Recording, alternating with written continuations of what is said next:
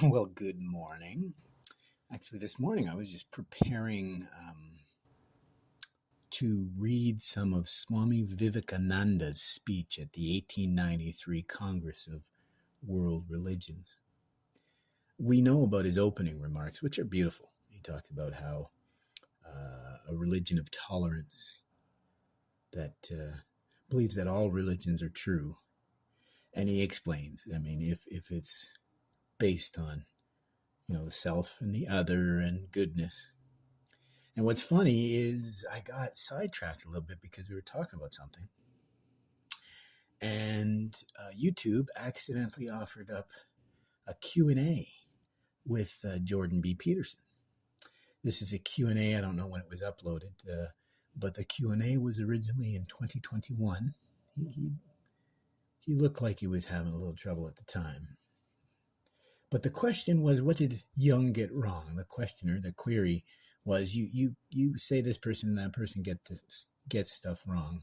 And I've said this before. A lot of people criticize Jordan Peterson, but for the wrong reasons. There's plenty of examples where we could criticize him, especially his understanding of Nietzsche. I've tried to explain that before. But today it was a shock because this Q&A is supposed to be about what Jung got wrong. And it's 4 minutes into this video. And Peterson full on says that if you read Jung's philosophy, you will be essentially an incel, right? He doesn't just infer, he claims that unlike Alder, who explains the importance of, societies, culture, self and other, Jung didn't understand this well. And if you were to just study Jung's philosophy, you would be a loner.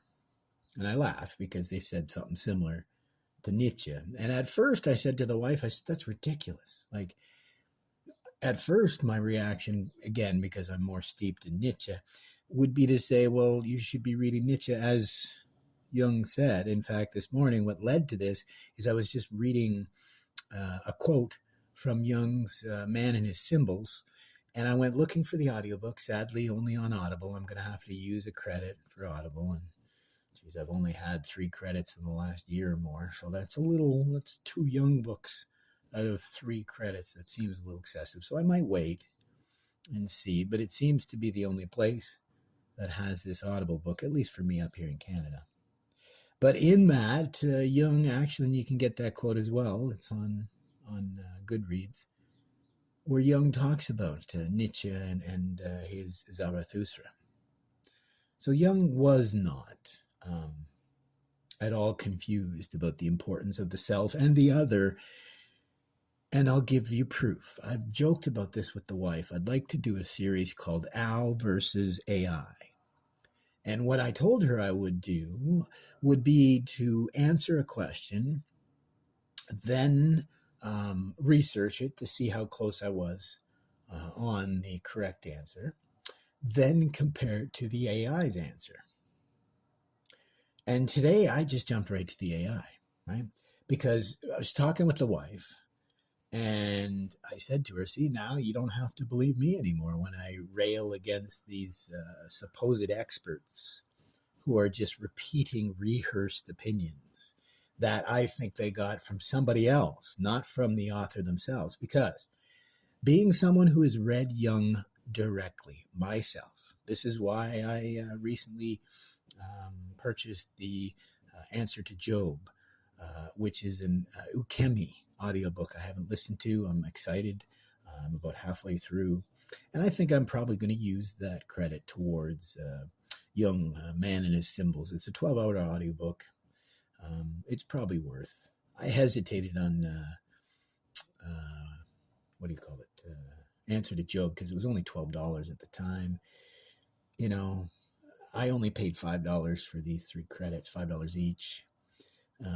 It's really sad that we don't have access to all this stuff. Imagine how limiting it is. We should be able to read this stuff. We really should. But what shocked me is I just did a little search on Man and His Symbols. That's how it came up. I was looking for the audiobook, and hey, good news is it is available on YouTube.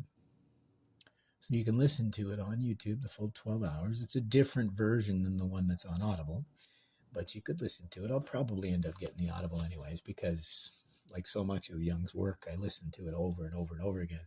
It's probably going to be worth getting.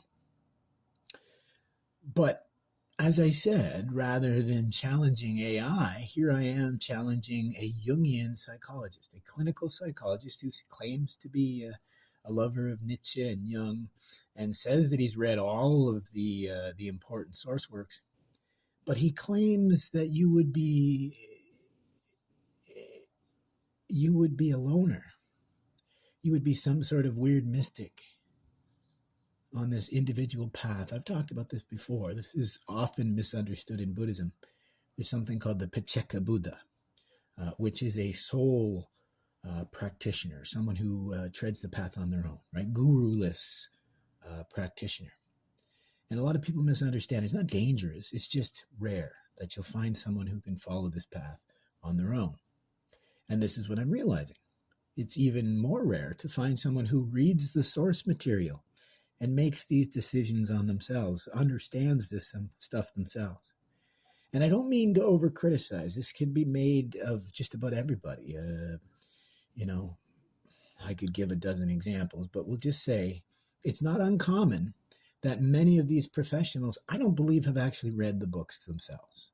They've read other people's opinions of these books, and they've read quotes, just like I've said for the last 20 years now, courses on Nietzsche. The professors are giving these students quotes, very often out of context, and not assigning them to read the books. I mean, I personally love to read the entire corpus of Nietzsche because it is a journey. He goes from thinking one thing to realizing another. I mean, he's imperfect, and that's what makes it wonderful, right? So I'm not criticizing for people for being wrong. I just want to highlight how easy it is to have a better understanding, right? So, of course, my wife is not going to believe me. Same as anyone on the internet. I've found this. Like, I'm an expert in a number of these different areas, but no one will believe me because why would you believe me? So I just ignored any of my own comments. I said that to the wife, too. I said, finally, here you go. Before I've even entered into AI, any sort of query, I said to the wife, here you go. Now you're going to be able to see that I'm upset with a lot of these professionals' takes because they're wrong, right? So I just punched in very simply. I said, please explain the importance of other in Carl Jung's individuation. And not only did the AI come back with an affirmation of everything that I've been saying, you wouldn't be a loner. In fact, Carl Jung's philosophy is about the self and the other. It absolutely, that's why it's called integration, which is a later comment I'll mention. So I asked it very simply, explain the importance of other in Carl Jung's philosophy of the integration, or his psychology of the integration. And it word for word said, it is a common misconception that he was preaching isolation, social isolation. Common misconception. Imagine a Jungian psychologist falling for the most common misconception of Jung's philosophy. And I went a little bit further and I asked it a simple question. I made a mistake because of how I phrased the question. I said, give me one word to summarize Jung's philosophy on the person. That's where my mistake was. So the answer was ego. So I said, well, let's go a little bit deeper. And the one word ended up being integration. One word that can summarize Jung's philosophy, his psychology. That is integration. That's not just the integration of the ego into, it's actually the sublimation of the ego into the self. The integration in Jungian psychology is all of your different personas. And a big part of that is others. You can't know who or what you are. The self does not develop in isolation. So here we are. We have our foremost experts making some of the silliest and simplest of mistakes.